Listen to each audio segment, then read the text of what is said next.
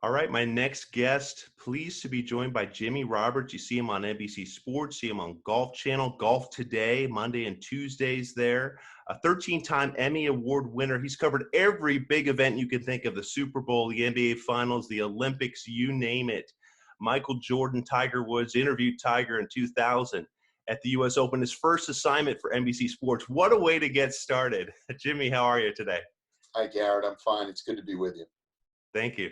Well, here I'm looking at, you come from so obviously a sports family. A lot of your kids, your three sons, a lot of them play sports. And I got to ask you, the conversation you have with Daniel, your 17-year-old high schooler now. He's going to Rye High School there in your area in New York. What is that like? Because I hear it's often about LeBron and Jordan. Who is the better one? And you tend to go with the older guy. Yeah, look, um, that's got to be a frequent discussion in households all around America. Um, but we just talk sports. He's an avid basketball player. Let's call it rabid. Um, and anybody who's a parent out there probably, would agree that there's just nothing better than watching your kids do something that they love to do. And he just loves to play basketball. Um, He was fortunate as a sophomore in high school to be part of a team that won the county championship here in our area in New York for the first time in 30 years and got a good bunch of playing time. And I think that, he probably had a similar experience to what a lot of kids around the country had his junior year, which was a disrupted season. Didn't go so well, but he was just elected captain of his team for his senior year. And so he's all in on that. And, it's really, like I said before, there's nothing I would rather do than watch my kids do something that they love to do and share it with them. So that's been a big part of our lives. I was going to ask you, and you can add to this too, the most fulfilling part of being a father of three sons, and you kind of touched on that already. What comes to mind? Obviously, there's so many aspects of being a dad that are cool, but what comes to mind? Ah, boy, that's a deep question. Um, and for anybody who's watching or listening, you obviously understand that parenthood is such a complicated thing. I, for me, I think back like all those years ago. My oldest is 24, and I remember I was working at ESPN at the time. He was about to be born, and I got on a commuter train late at night coming back from New York City to come home. And I happened to be on the train with a fellow from the office at ESPN, and we were talking about my impending fatherhood, and he was already a parent. He said to me something that I've never forgotten. In my mind, I can see the picture of the two of us sitting on that empty train car in Grand Central Station late that night. And he said, you don't have an understanding of the ability that you have to love until you have a child. And you'll never love anything as much as you'll love your children. And it's true. I mean, after all these years, all the ups and downs, and I'm not telling anybody anything that they don't know. I think that's the one defining thing for me, is that it kind of introduces you to a whole new dimension of your own emotion. And, I love my wife. I love my mother and my sisters and my friends, but the love that you have for your child is just transformational. And I'm so proud of all of them, what they do. And, you live to try and help them be the best that they can be. I am fortunate, my oldest son is actually a sportscaster, which, is a painful thing for me because, this is a complicated industry, and, we live and die with everything, all his successes and failures and, or struggles. I shouldn't call them failures, because we all have times that we don't reach the points that we'd like to reach. So they're not failures though, because they're inevitable. And so let's just call them struggles. But anyway, he's a sportscaster, and for me, it's kind of like living my own life all over again, watching him do what he does. So that's been a fun part of my life too, is to try and help him be the best that he can be. Yes, well, you mentioned your eldest Jackson over there in North Dakota. You also have Aiden, who's going to Maryland, where you went to school in Maryland. I have to ask you, and Daniel, of course, the youngest, with those three sons, the back and forth between you and them when it comes to, okay, Dad is so old school about this, or he's actually getting with the times on this topic. Well, what is that like between you guys? Listen, again, these are conversations that we have, that everybody has. And, and it kind of reminds me, I don't think I'm old, but it reminds me of that, how different their lives are. When I talk about how, like, I remember when I was in college, there was no such thing as an ATM, and you had to write a check to get money. You had to go to the student union, to the bank there, and cash a check and use cash. I mean, we didn't really use credit cards because there was no such thing as a debit card back then. When I started, I remember when I was at ESPN and cell phones first became a thing, and it was such a discussion for those of us who were on the road. Would they allow us to have cell phones? It was such a kind of rare and coveted thing. I mean, now I challenge anybody to walk down the street and just in a city block, count the number of people who are either talking on their cell phones or looking at their cell phones, texting, using the web function, doing whatever they're doing.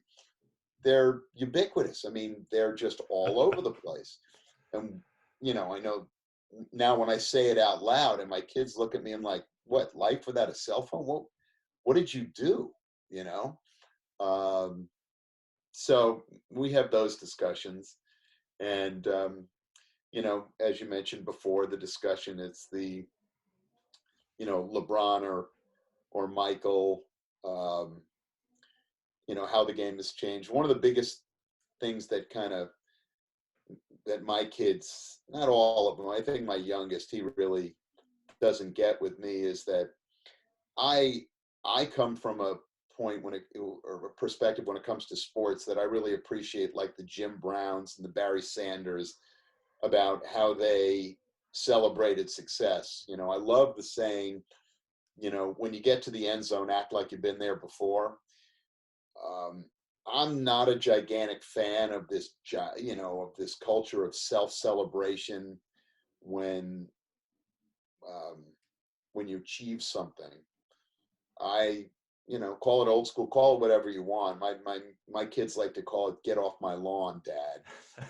Yes. But I think restraint is kind of cool, and I'm not a big fan of this, in your face celebration. First of all, I think it, certainly as I see it on the basketball court, I think it potentially creates dangerous situations, because it stokes people's emotions to the point where, sometimes they can't control them.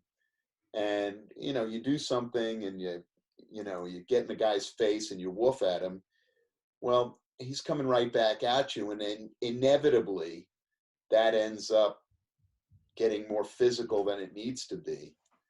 And I just think about all of the great athletes who, when they succeeded like they had before. I think there was nobody who I loved to watch more than Oscar Robertson. I can't even imagine Oscar Robertson getting in somebody's face, but I also don't know that there were many who were any better than him. So I guess it's just like my kids couldn't imagine what life would be like without a cell phone. For me, it's just as crazy to see what certain types of attitudes and behaviors in sports have become like. Well, you speak about athletes who set good examples and celebrate properly. It also kind of gets me thinking about leadership, good examples. And you have, of course, a book you're working on about leadership with Mark Messier, coming out in the fall. It's called "No One Wins Alone." How fulfilling has it been so far to get that together? Well, Mark is unique, you know. Geez, where do I even start with him? So Mark and I met playing golf. We have a mutual friend, and we played golf together a couple times. And he's a very good golfer. And he had read the first book that I wrote, which was called Breaking the Slump, which is a book that I wrote, I guess 10, 11 years ago, about great golfers and successful people who had overcome their worst times in the game of golf, but it actually kind of went beyond golf. And, I'd like to say that the more I worked on the book, the more I realized I wasn't writing a golf book as much as I was writing a book about how successful people handled adversity. And, I'm a sports fan. I'm a hockey fan. I covered a couple of Stanley Cup finals at ESPN. I grew up going to Madison Square Garden. So I knew of the legend of Mark Messier. And when I met him, it was fun to meet him. But I have to say that he wasn't at all who I thought he was. I mean, if you don't know him, and your image from the outside of Mark is this big, imposing, kind of angry, physical, I don't want to call him a Neanderthal, but I think that's probably safe to say that he was just, take no prisoners type of player. But now that said, he was one of the smartest players, and he had zero ego. For him to have accomplished all that he did, I mean, he won 6 Stanley Cups, captained. He's the only player in the NHL to have ever captained 2 different teams to Stanley Cup. And as far as I can tell, he and LeBron are the only 2 players in the 4 major sports to have captained 2 different franchises to league championships. But he's a really thoughtful, deep guy, and he cares deeply about leadership and about helping people succeed. I mean, it's not a coincidence that he had the success that he did.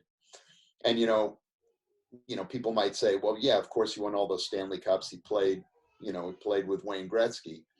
Well, he played with Wayne. He won 4 of those cups with Wayne, but he won one of them when Wayne had been traded to the Kings. And he was asked to step up and lead a team, and he did. And it wasn't the next year, because it was the year after that. So they won their last cup. The Gretzky Oilers won their last cup in 1988, but then in 1989, the Oilers, without Wayne, lost to the Kings and Wayne Gretzky. And then the Oilers came back the following year and won in 1990 with Mark as the captain. But then he went to New York, and people know this story. The Rangers hadn't won a Stanley Cup in more than a half century, and he comes in, and they were a good team, but they weren't a great team, and it took them a few years.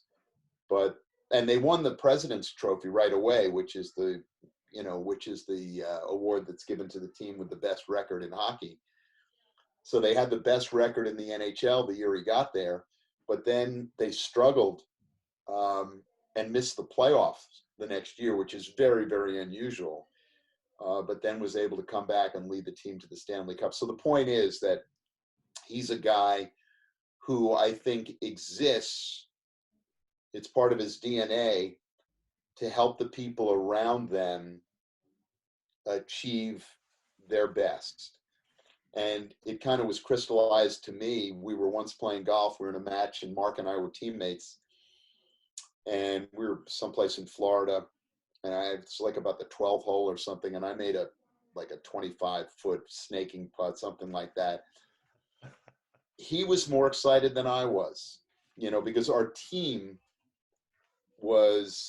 had achieved a victory, and that's consistent with who he is. And so we talked about this. He said he had been keeping notes for a long time, wanting to write a book about leadership, or wanting to write a book, and he had never written a book before. I mean, over his career, quarter century, people had come to him numerous times to ask him to work, to do a book, and he just didn't want anything to do with it. The only thing he wanted to write about was leadership.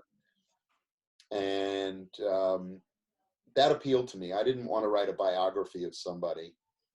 But the idea of leadership and how he's lived his life, he's again, an unusual person, very unusual person in terms of his upbringing and his perspective on a lot of things.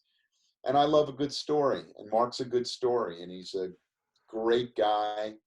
And it's been a lot of hard work, but really fulfilling to work on this with him. And I'm really, really proud of what we've done. We're just about in the final stages of putting this thing to bed. We're working on the last chapter right now, and Simon & Schuster is going to publish this. It's supposed to come out beginning of the hockey season in time for the holidays, called No One Wins Alone. So it's been a great journey so far. And like I said, I'm really proud of it, Garrett. Yes. Well, I love how rewarding that sounds to you, and starting with these friendships and how you get paired together with Mark Messier. And we'll get into friendships a little bit later here, but beyond the clubhouse, of course, my podcast, so much about the lasting friendships we make because of this game. And also because of this game, a lot of my listeners know you on Golf Channel. They see you with Anna Whiteley recapping events on Monday and Tuesday. They're so used to seeing you either interviewing Tiger Woods over the years and other events. But I want to go back to the beginning. Caddying at Fenway. What were some of those best moments and experiences like for you, Jimmy? Excuse me. My parents were golfers, and they belonged to a club. I was never a very good golfer. I'm still not a very good golfer.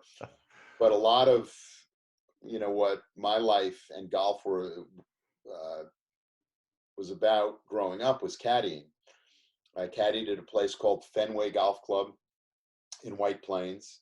Caddied at a couple of places in White Plains, New York, where I grew up.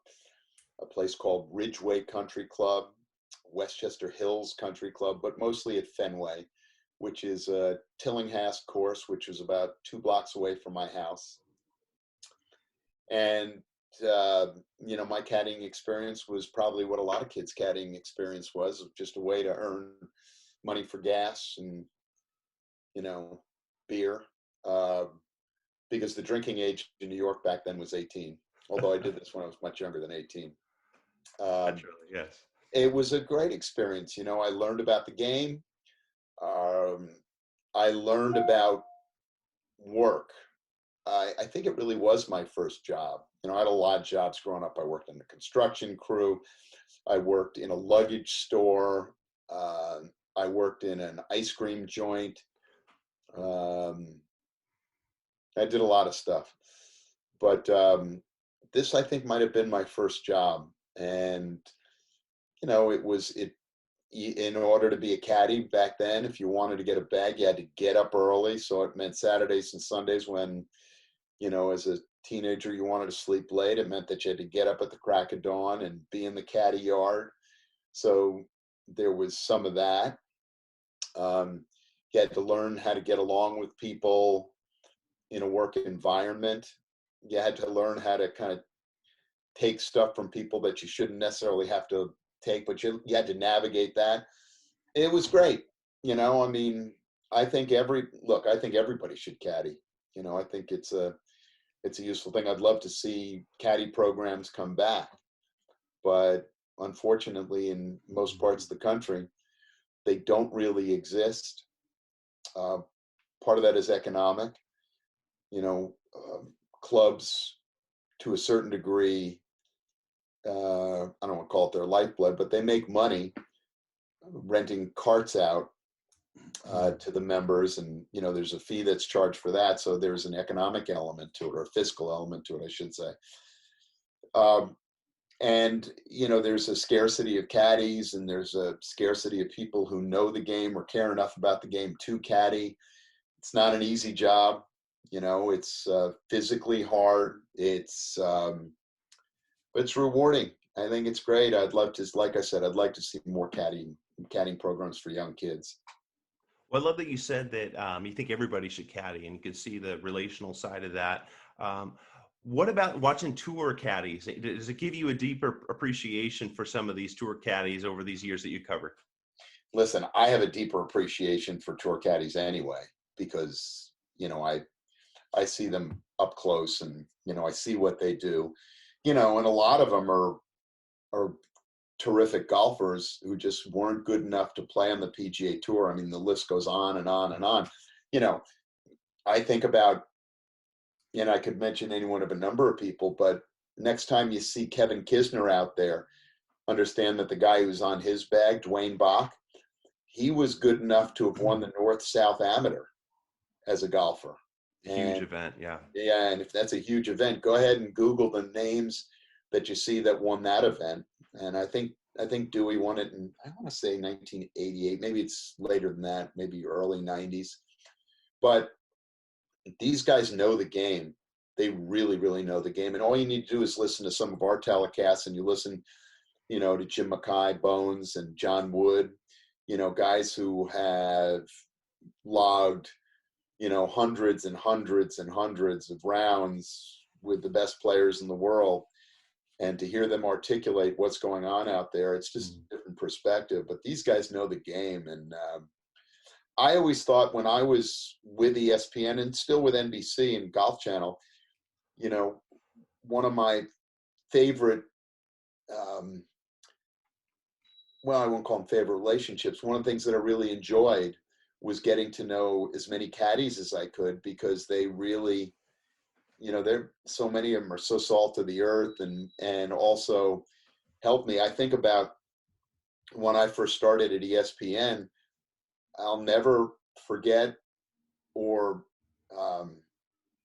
hope I lose the gratitude that I have for the way I was treated by Bruce Edwards, who was Tom Watson's longtime caddy. You know, passed away from ALS. But when I was out there and I didn't know an awful lot about the game, didn't know too many people, if I had a stupid question, I could always ask Bruce, because he never made me feel like a fool for asking it. He was a guy who was generous of spirit, you know, and I could go on and name those people. John Burke, Cubby Burke, you know, another guy I got to know very early on. You know, Bones Mackay was good to me. All these guys, they helped me along, and I'm really, really grateful for how I was treated by these guys and educated by these guys too. So it's a part of the game that I've always enjoyed, those relationships. Yeah. Well, you know, it's interesting. I've done some writing for the Caddy Network in the past, these last few years, and just to hear the cadence in the voice, the excitement in the voice of a winning caddy after the Oh yeah, Masters. Like I think of Joe LaCava after yeah, that's another 2019. one I should have mentioned. 2 days later, after I talked to him after that, and you could just hear it in his voice how much it meant to him. Yeah, Um, with Tiger, he said, Tiger texted him, asked him, what question did you ask him, or what text did you get from Tiger that Sunday night? And he said, "Thanks for sticking with me, Joe. I love you like a brother." And you could just sense the emotion, how big that was. JJ Jakovac, a caddy for Colin Morikawa, he was so stoked after that PGA Championship win, you know, talking with him. So it's just amazing what this means to these caddies. yeah. I mean, look, I get it. They're teammates, and I should have mentioned Joe before, because Joe was another guy who, right at the beginning, you know, became very friendly with him. I just, for some reason, stuck in my mind. I remember driving back from La Costa when the Tournament of Champions was there to LAX, a couple-hour drive, and Joe drove with me, and I remember stopping at an In-N-Out Burger on the way back. Um, you know, it's just like anybody else, or, you know, that you've kind of traveled with or spent time on the road with.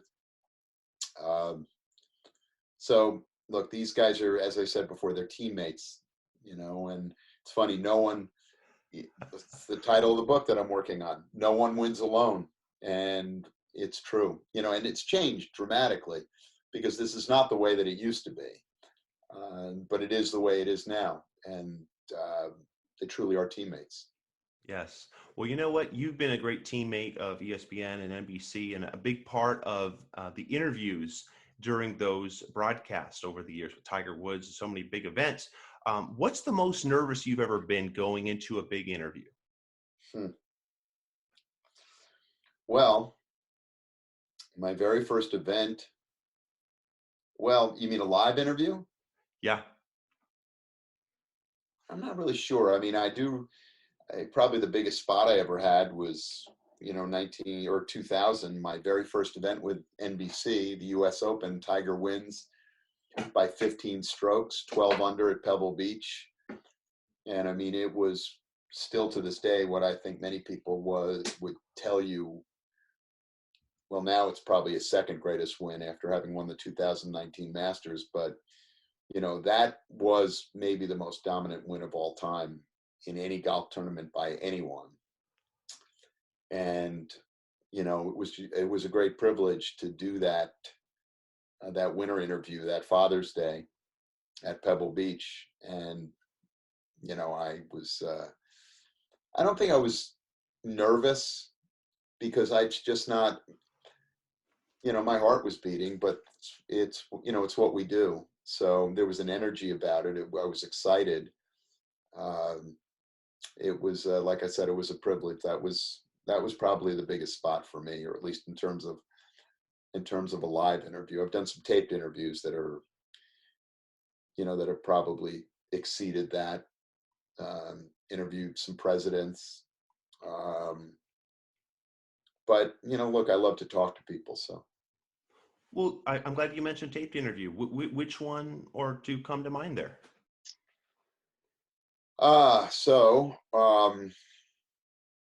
Did an interview with President Bush 43 a few years ago after he was out of office at the Walker Cup. That made some news.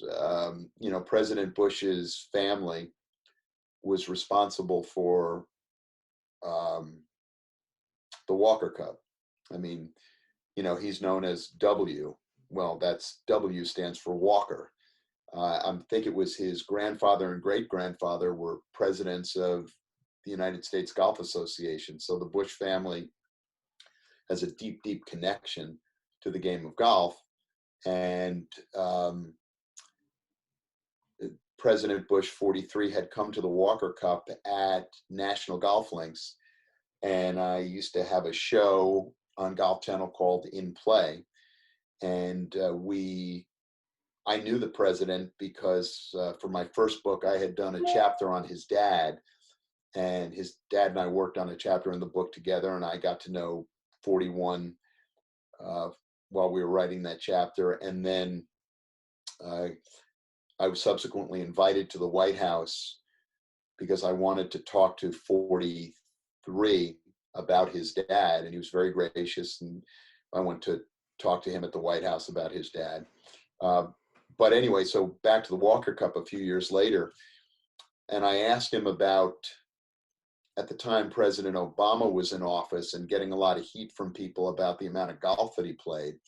And I asked President Bush, who famously had decided not to play golf while the country was at war, because he said he didn't want to have to phone the parents or the family of a soldier who was killed in action.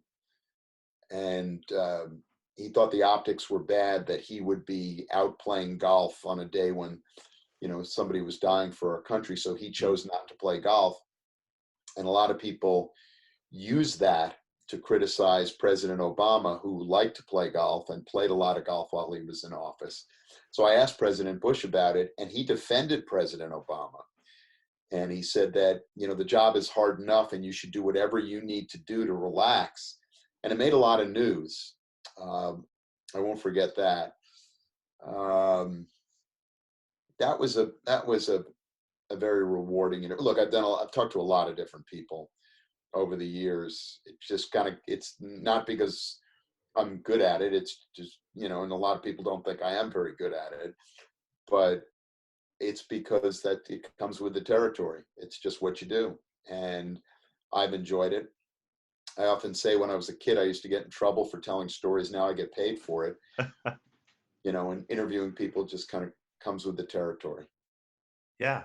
Well, I look ahead, and you pointed out a great story even before Jordan Spieth. We're looking at the schedule here. Even before he won, you were calling it one of the great stories as he was getting close finishes, second place finishes on the West Coast swing. What do you look ahead to with the PGA Championship? What are you excited about? I know Jordan's got to be a big part of the narrative there. Yeah, listen, he certainly is. I mean, I think he's going to win again. I think he's going to win another major. I love the way he plays golf. And I think he's just got the right demeanor too. I remember covering Jordan's, I guess it was his first U.S. Junior when he was 16 years old that he won. Bedminster, right? Yeah, that's right. And I just remember thinking that this guy seems beyond his years. He's obviously very, very talented, but I think he's also just he's a good guy. I love the way he treats people. And I look forward to that story. Anybody who wins a major championship, I mean, what major championship isn't a great story? Just, work backwards. Okay. Hideki Matsuyama, Huge. Dustin Johnson, Colin Morikawa. I mean, every major change, just keep going. Just keep going. Bryson, yeah. Yeah, anybody who wins a major championship, it's a great story, and it's compelling, and it's, for me, must-see TV because it's all life-changing. And I think, that's what, as sports fans, I think that's one of the things that we're always searching for is we want to be compelled. We want compelling content. We want to care. And, these major championships, look, you win on the PGA Tour. If you think about it, you go back over time and you think about how many people have won on the PGA Tour. And you plot that against on one side of a graph versus the other axis being the number of people who played. The percentage is tiny. It's just very, very small. Now plot the number of people who've won major championships against the number of people who've played, and it's infinitesimal. And so it's worth caring about. It's really meaningful. And that's why I think every major is fantastic. Yeah. Well, speaking of major, I mean, what would be the best story at the PGA Championship at Kiawah? Oh, the best story. You're a I'll storyteller tell you at what, heart. It's hard. here's what would be the best story at the major championship, at the next major championship. You ready for this one? So, and forgive me because I don't know her name, but as you and I sit here recording this, the PGA Professional Championship is being contested down in Port St. Lucie, Florida. Okay. Yeah. So those are the club pros around the country. The field started with 312 PGA professionals, and they played the first two rounds, and now they're down to the cut. And I don't know how many made the cut, made low 70, not sure. But in that group is a woman, and I don't know her name, forgive me, but one woman made the cut. Now the top 20 players at the PGA Professional Championship earned berths in the PGA Championship. So here would be your best story. She makes the cut, she finishes top 20, and she wins the PGA Championship. Okay, mic drop. Doesn't get any better than that. Okay, and something, it's not fair to her. As we sit here, I'm going to look up her name because she deserves the credit. I mean, there were 5 women in the original field, and she made the cut. Only woman to make the cut. I mean, even that step right there is a big accomplishment. I mean, these are the PGA professionals around the country for a living for them. So yeah. So anyway, let's just continue, and I'll find her name. Yeah, you get to that. I wanted to ask you, there's a couple more topics before we wrap up here. You've spent some great time with Jack Nicklaus, Arnold Palmer, Gary Player. You, of course, got to walk there at Legend Circle and do some stuff for the Masters tournament over by Hogan Bridge, I believe, a few years ago. You were spending time with them. What is that energy like among those champions? They're extraordinary. I mean, just think about it. You know, how many millions of people play golf, and they are the best of the best to have ever played. And it's just such a privilege to me. I mean, I was very, very fortunate when I wrote that first book. Somebody had come to me and suggested that I write a book, and I didn't know what I wanted to write about, but it kind of came to me at one point, and so I decided I wanted to write about trying to overcome a slump. And the very first thing that you need to do is you need to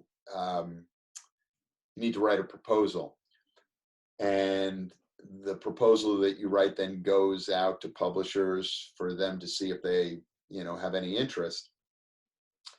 Well, what you want to do is you want to write something that's going to attract the attention or get some attention. So the book agent that I work with said, listen, what you really need to do is you need to find a big name. You need to find a big name to write this with. So I went to Arnold, who I knew reasonably well, and I said, listen, Arnold, I've got this idea. I want to write a book, but I need to write a spec chapter. Would you work on it with me? And he said, absolutely. So I spent a bunch of time with him, doing a bunch of interviews, wrote the chapter, was able to sell the book based upon, I'm sure a large part of it had to do with the fact that, Arnold was part of it at the time, and that I could promise that, that Jack Nicklaus would also be part of it. So it's all about relationships, and it's all about relationships. Okay, I found her name. Her name is Allison Kurt, C-U-R-D-T, okay? Yes. And I don't know much about her, I'm sorry to say, but I will. And if she were to win, C-U-R-D-T, if Allison Kurt were to win the PGA Championship, there would be your biggest story, okay? She's a Los Angeles professional, and she made the cut at the PGA Professional Championship. So anyway, that'd be your best story. Yeah, very impressive stuff there. Before I let you go, got to get into the Ryder Cup just for a minute. I'm always compelled when I think about Seve Ballesteros. We're coming up on the 10th anniversary of his passing, May 7th. Hard to believe he was so instrumental in the Ryder Cup. You were there in 79, your first Ryder Cup, 95, Seve's last as a player. 97, you covered his Valderrama as the captain of Ryder Cup Europe. How cool of a story has Ryder Cup Europe become here recently?